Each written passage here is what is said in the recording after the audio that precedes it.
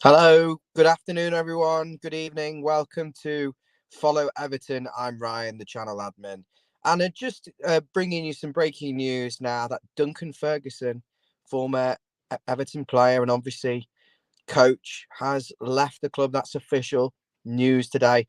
The players actually did return to pre-season training this morning, and it's come out obviously just now that Duncan Ferguson has left the club as first team manager. Now, my initial thoughts are, to be honest with you, I think he's had a long time at Everton now.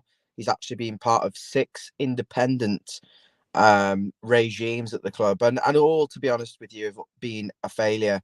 So I think, in fairness, I think it was probably the right time to move Duncan Ferguson, for him to leave, I should say. And I do believe he can have some form of career in management.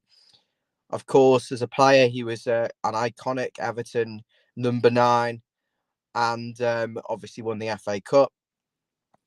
But I think when Frank Lampard came in, he tried to bring in Anthony Barry at Chelsea.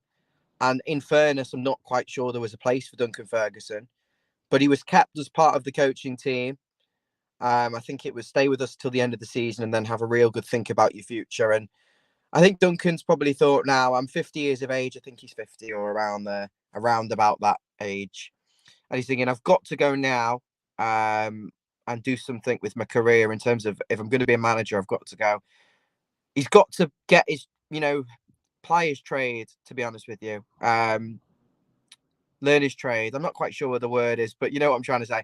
He's got to go and experience life outside of his comfort zone as a manager elsewhere. And then who knows, maybe in the future, he will return to Everton and be part of Everton's setup again, maybe, or he might end up managing the club. But I think he had to go now and to learn for himself outside of his comfort zone and see what it's like being a first team manager elsewhere, possibly in the Championship, maybe in Scotland. But I think the main thing is, whatever level he's going to manage at now, he can get some experience. He can develop as a coach, and if his ambition is to come back and manage at Everton in the future, hopefully he'll be in a much stronger position to be to do so. And if he doesn't, then wish him obviously the best for his career as a manager. He's an Everton, legend in many people's eyes.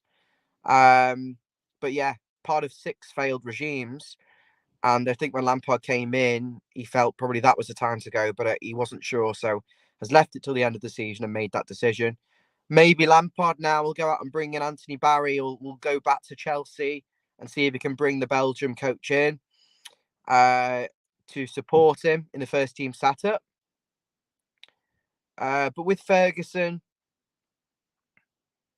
I think some fans had wanted him to go for a little while, to be honest.